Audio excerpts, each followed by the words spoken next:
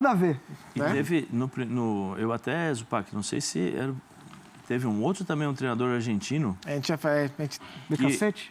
Puxa, não sei. Não, agora... a gente ficou na dúvida se era os que. Eu sei que o Santos chegou a sondar o Esqueloto antes de ele ir para o LA Galaxy. Outro aí. Mas eu acho que era o Ariel Rolão, técnico independente. Faz sentido. O Santos chegou a mandar um pré-contrato, ver tudo e tal, o cara assinou. É verdade. Só que aí o Pérez pegou e falou, não, obrigado. E o Sampaoli foi ideia do Pérez.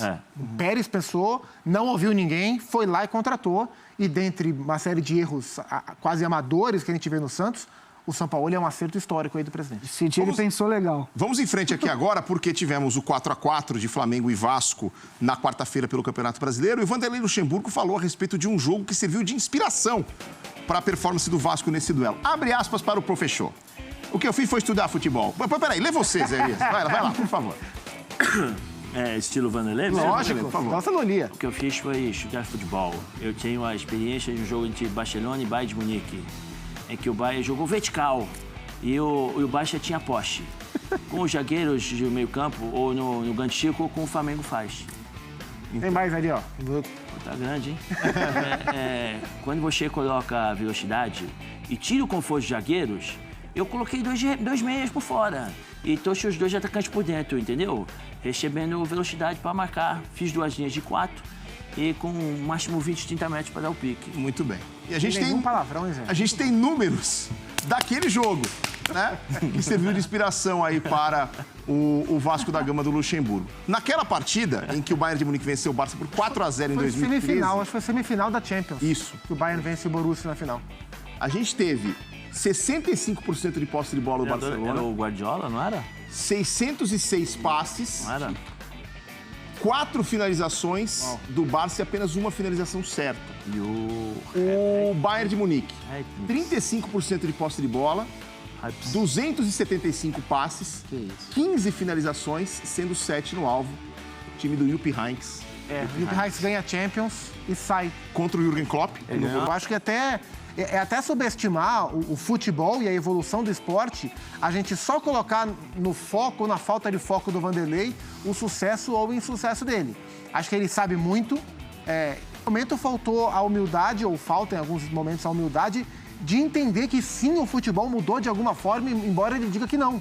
Sim. E a hora que ele se propõe a fazer o trabalho um pouco mais alinhado com o que se faz hoje, o time responde, embora não responda como já respondeu no auge do trabalho dele.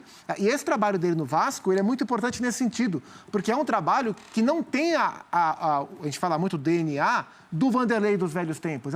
Muitas vezes é um Vasco que se defende muito bem, que joga mais na verticalidade, que explora mais a velocidade, como fez contra o Flamengo. E isso é um pouco diferente do que a gente via do Vanderlei dos anos 90, o Vanderlei que o Zé trabalhou no Santos em 2004, quando foi campeão brasileiro. Então, eu acho que é inteligente, é interessante quando a gente vê ele tentando se adaptar às mudanças que o esporte tem, embora o discurso dele seja de que o futebol é a mesma coisa e ele que criou tudo isso que a gente vê agora. E só esse discurso já mostra como ele buscou uma referência, ele lembrou de um jogo que poderia ter um cenário muito parecido e eu tô muito contigo. Eu acho que, às vezes, ele fica muito, não criaram nada novo, fica só... E às vezes é o momento de ele falar, tem um jogo ali, eu vou dar uma olhada. O que esses caras fizeram diferente para segurar aquele time que era muito bom? Então, a questão do foco eu quis dizer é mais nisso mesmo, de ele entender que ele pode se abrir. Sim. Que o lastro que ele tem, a vivência que ele tem como jogador, como treinador, ele começa num 0-0, numa caminhada, numa corrida de treinadores, ele já começa muito na frente. Porque ele é um cara que tem uma vivência, ele é um cara que tem uma condução com os caras. E o Zé jogou com ele e brinca com ele até hoje, por quê? Porque gosta. Porque conhece a pessoa, ele tem esse Porque fez tato. A diferença. Exatamente, ele tem esse tato. Agora, se ele tem tudo isso e despreza, porque falar que o jogo não mudou, aí, cara, aí eu já acho que aí é o ponto que eu não gosto dele. Falar que não mudou, às vezes ele tentar... Eu acho que é algo que ele tá fazendo muito bem no Vasco, ele sempre foi um cara que ele tentou centralizar tudo nele. O Vasco, ele montou uma comissão bem atualizada, ele tem delegado mais coisas. Muito isso no Palmeiras também. Exatamente. O próprio Dorival fez isso quando trouxe o filho para... O Copertino, Maurício Copertino, que está junto na comissão, junto com o Ramon, são os caras responsáveis. O Copertino é o cara que pensa muito ali. As coisas que são feitas no dia a dia, né? O Vanderlei supervisiona e toma as decisões para fazer, junto com o Melo, que tem a experiência também. Tem uma coisa que eu acho que no Vanderlei, que acho que mudou, além de que vocês estão falando assim, que é o seguinte, no tempo dele, a concorrência dele com os outros, a distância dele com os outros era muito grande. Sim. Hoje não, hoje a concorrência com ele é bem maior. Hoje você tem treinadores preparados e tem a capacidade técnica e tática que ele tinha nos anos 90, hoje você encontra vários treinadores com esse tipo de situação. Né? Esse tipo de competência tática, essa competência de você olhar. E tem uma geração nova que está chegando que vem com essa bagagem toda e... Poxa, meu ídolo, se você perguntar quem você se espelhou, quem achou... eu gostava do Vanderlei. Não por acaso, né, Zé? Então, assim, tem muito isso também. Na época do saudoso Roberto Avalone, um dos grandes jornalistas aí do Brasil, que nos deixou esse ano, né? O Avalone fez... Polêmica. O Avalone cria o apelido de Vanderlei Luxemburgo, vírgula, o estrategista. Exclamação. Porque os técnicos não eram tão estrategistas, né? Hoje... Mais empírico. Hoje o futebol ele é muito voltado para estratégia, então fica mais difícil mesmo. Eu só acho que a questão do focado e não focado, e não é nem pelo que o Renato falou, é porque isso já estava mesmo na pauta esse termo já era o termo do programa. O Vanderlei não ganha um título realmente importante, acho que o último foi o do Santos, em 2004. 2004. Né? Depois ele ganhou, acho que estadual. Se eu estiver errado, alguém me corrige. A gente não pode colocar a ausência de um título importante para um técnico como o Vanderlei Luxemburgo durante 15 anos só na falta de foco. Tem mais coisa aí. Se ele acreditar que é só falta de foco, é o primeiro passo para ele não voltar a vencer. Se ele tentar entender por quê, é o primeiro passo para ele voltar a ganhar. Até porque que dá para você... A questão é, nesses 15 anos, ele, somente nos últimos, ele fez trabalhos muito ruins. Times que não tinham nada de consistência, às vezes começavam... Lembro do esporte dele que começou bem... O último bom trabalho que ele fez foi no Grêmio em 2012, sim. Mas aí em 13 ele foi demitido. E dá para você fazer bons trabalhos durante 10 anos e não ganhar. Eu acho que a questão é até mais que isso. E é o que você disse, é se abrir. E o que o Zé falava de questão de todo mundo se alinhar... Pô, na época que ele era muito bom, a gente não tinha um ciclo de informação do jeito que tem hoje. Hoje, a hora que eu quiser, eu assisto esse jogo que ele falou, eu jogo ali, assisto e vejo.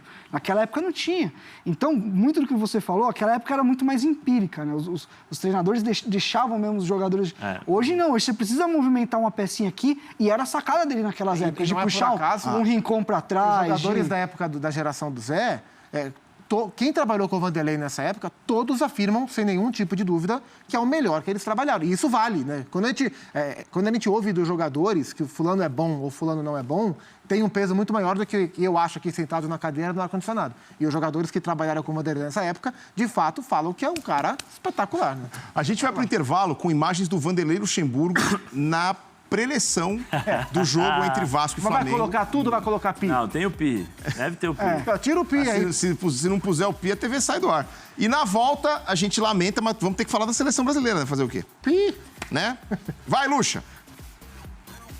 O adversário é bom.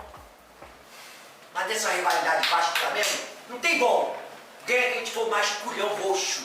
Quem tiver mais culhão vai ganhar nesse jogo. Então leva pra dentro de campo, não guardem nada. Botem tudo pra fora. Tudo pra fora. Hoje é dele botar tudo pra fora. Vamos, Flamengo e Vasco é assim. Se entrar frouxo, certo? E nós jogamos como Vasco da Gama. Vasco da Gama, duro pra caralho. Respeitar a tradição desse clube aqui, ó. É muito forte. Então vocês são do caralho. Enaltecer o que vocês fizeram dentro do campo, rapaziada. Do caralho. Pô, do caralho. Sabe que a gente sente orgulho de estar trabalhando com um grupo dessa forma? Porra, tá arrebentado, tá os caras dando porrada e chegando e a gente buscando e saímos atrás, eles viraram, saímos atrás e fomos lá e viramos e buscamos. Caralho, vocês estão de parabéns. Vocês entraram com a da p hoje apontada pro céu. Então nós saímos daqui hoje com a cabeça erguida aqui, ó. Sabe o quê? Nós tivemos uns jogadores aqui, grupo todo, honrando a tradição desse clube. Nós vamos crescer muito. Vocês vão marcar época. Esse jogo de aqui hoje, daqui a 10 anos já vão estar falando desse jogo aqui, porque já acharam que eu passar por cima da gente, fazer como fizeram no primeiro jogo. Não fizeram que agora, são mais preparados.